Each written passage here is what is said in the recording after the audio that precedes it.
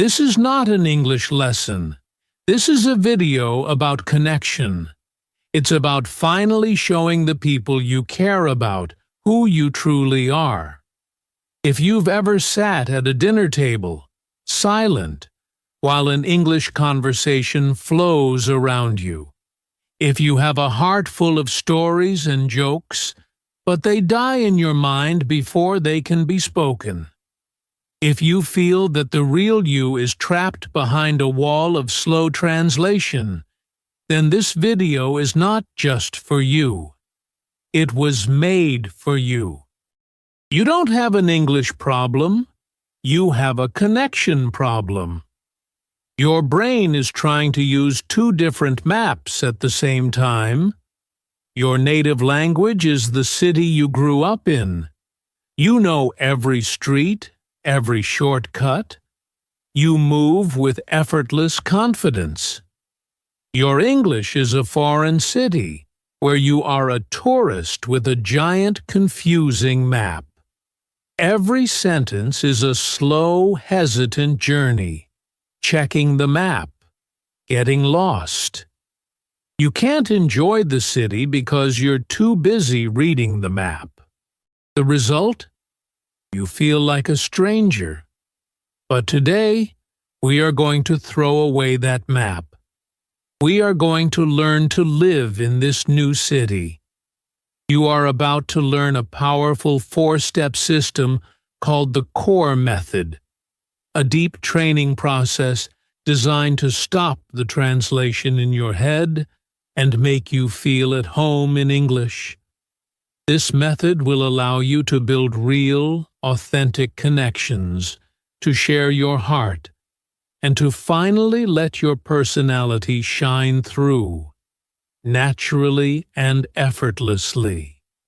This is not just another language tip.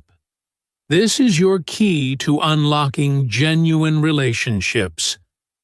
So stay with me, because by the end of this video, you will have a clear plan to tear down that wall of translation, and you will finally feel what it's like to be truly known. Let me ask you this. Have you ever been in a room full of people laughing at a joke you didn't quite catch? Not because you didn't know the words, but because by the time you translated them, the moment of laughter was already gone. You smile a second too late, and everyone knows you're on the outside. I know that feeling of being on the outside looking in. I understand the unique pain of being with people you love, but not being able to show them the real you. Your mind is sharp, your humor is quick, but the person they see is slow, quiet, and serious. For years, I believed this was my fate in English, to be a simplified, black-and-white version of my true, colorful self. I will never forget the weekend this feeling almost broke my heart. I was flying to another country to meet my partner's family for the first time. I was in love, and this was incredibly important to me. I had studied for weeks, practicing introductions, memorizing vocabulary about family and hobbies. I thought I was ready. The first evening, we all sat around a large wooden table for dinner. The house was filled with warmth, laughter, and the smell of a home-cooked meal. They were wonderful, kind people. They spoke a little slower for me. They smiled. But soon, the natural energy of a family took over. They started telling stories from my partner's childhood.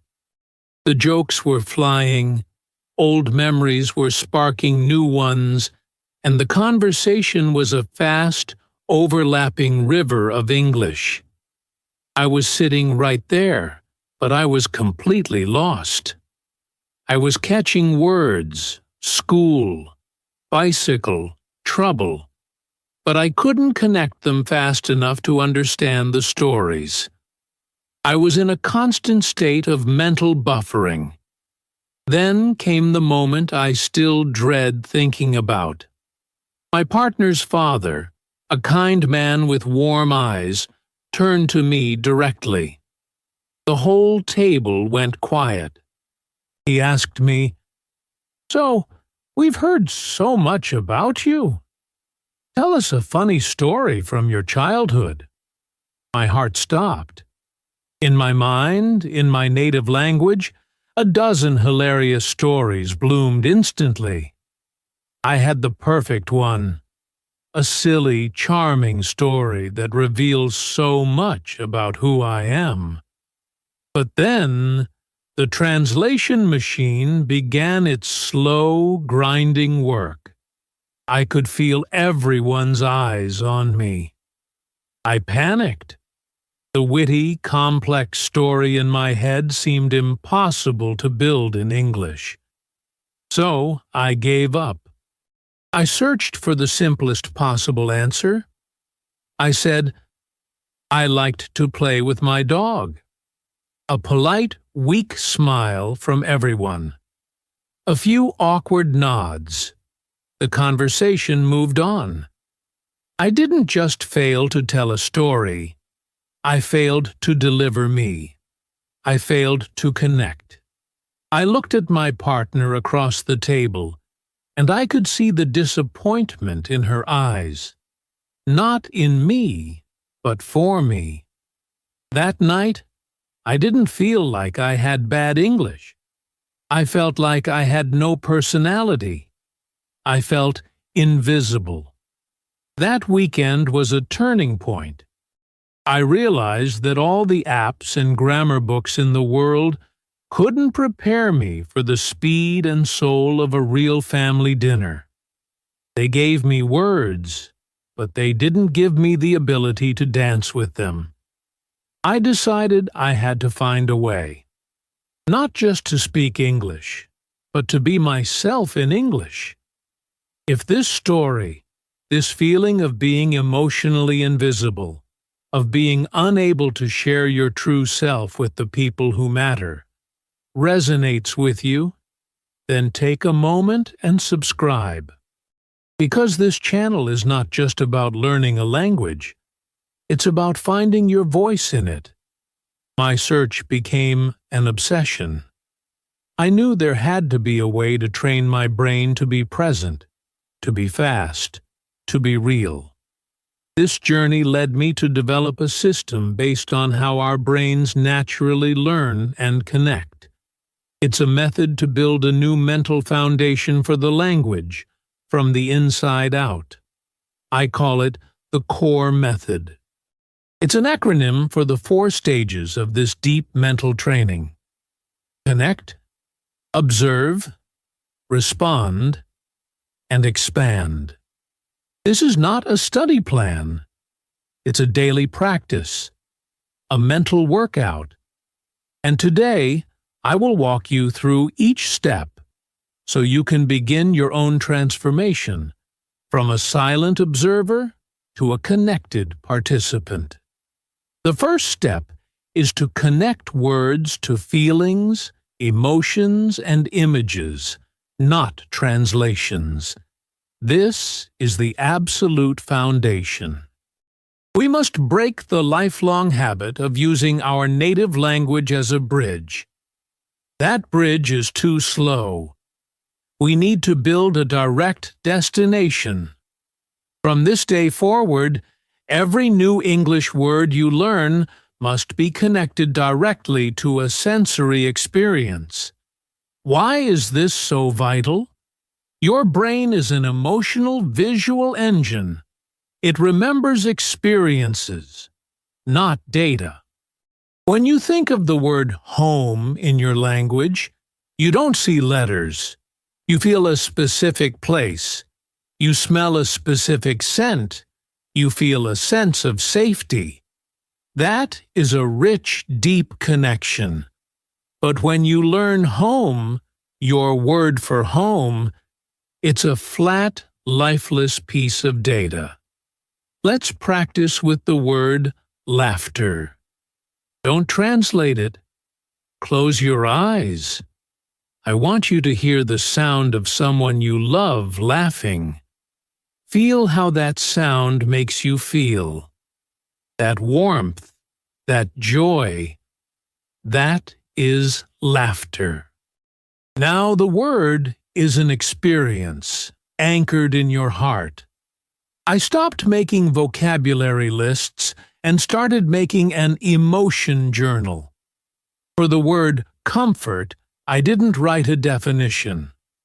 I attached a picture of my favorite old sweater. For the word adventure, I drew a crude map of a place I wanted to visit. It felt silly, but it was forging powerful, direct pathways in my brain. My ability to recall these words in a conversation skyrocketed because I was accessing feelings, not just data. Let's try it again. Think of the English word promise. Don't translate it. Remember the feeling of making a sincere promise to someone, or the feeling of someone making one to you. That sense of trust, of gravity, of hope. That is a promise. You are already building a new, better brain. The next step is to observe and narrate your world in simple English. Now that you know how to create these deep connections, you must start using them. This practice turns the world around you into your private language classroom. The exercise is simple. You become the secret narrator of your own life, describing what you see, feel, and do in simple English sentences, only in your mind. You might be thinking, "This feels strange." Yes, at first it does, but it is the single most effective way to make English the background operating system of your mind. You are training your brain to process life directly in English. It's how children learn. They point and say, "Big dog, red flower." You are retraining your adult brain to do the same. You can do this at different levels. Level 1, beginner. This is a cup. I am drinking coffee. Level 2, intermediate. This is a warm, white cup. I am drinking hot, black coffee. Level 3, advanced. This is my favorite white cup, and I am drinking hot, black coffee because I need energy this morning. I started this practice while exploring the city my partner lived in. Instead of just taking pictures, I would narrate. I am walking on an old street. The buildings are made of brick. I hear music from a cafe. My daily walks became immersive language practice. I was building the new city in my mind, street by street. It was hard at first, but soon it became a habit. The voice in my head started to switch to English, naturally. Look around you now. Choose one thing. In your head, create a level 1 sentence. I see my keyboard. This is a wooden table. Your training has begun. If this idea of making your life your language school feels right to you, please take a second to hit the like button. It truly helps me know what kind of lessons you find most valuable. And now, let's put it into practice. In the comments, write your level 1 sentence. I see a blue pen. I am sitting on a soft chair. Let's create a community of observers right here. Next, you must respond to simple, internal questions. Once narration is a habit, you must make it interactive. You will start a gentle conversation with yourself, asking and answering simple questions in your head. Why is this so important? Because real connection is dialogue, not monologue. This trains the muscle of recalling information and forming sentences in English, but in a safe, zero-pressure environment. You are your own patient, friendly conversation partner. Give your practice some structure. Ask about the past. What did I do yesterday? I watched a movie. Ask about the present. How am I feeling right now? I am feeling focused. Ask about the future. What will I do tonight? I will cook dinner. I used this when I was at the park. I'd ask myself, what is that person doing? He is reading a book. What kind of dog is that? I think it is a golden retriever. My brain was learning to be curious and responsive in English. It was a rehearsal for real conversation. The final step is to expand your simple thoughts into complex ideas. We call this the fluency bridge. This is where you transform from someone who describes the world into someone who has thoughts about the world. This is how your personality, your humor, your intelligence finally comes out to play. Fluency is the art of connecting ideas.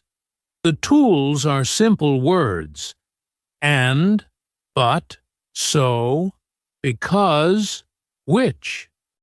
You take your simple narrated sentences and you build a bridge to another idea. Here's the formula. Start with an observation. The woman is laughing. Build a bridge. The woman is laughing, and she seems very happy. Add your personality. The woman is laughing, and she seems very happy, which makes me smile too. In one sentence, you went from a robot to a warm, empathetic human being. My inner monologue transformed. It went from, "This is a coffee shop," to, "This is a cozy coffee shop, but it's a little too crowded for me, so I think I'll find another place." That is not a language exercise. That is a human thought process. This was the final key that unlocked the real me in English. A year later, I was back at that same large wooden table. It was for my partner's birthday. The same warm family, the same laughter. I was nervous, but this time, it was a different kind of nervousness. It was excitement. I had been practicing the core method every single day. I had built the new city in my mind. The stories and jokes started flying again. But this time, I wasn't on the outside. I was in the river with them. I was keeping up. I was understanding the nuances. Then it happened.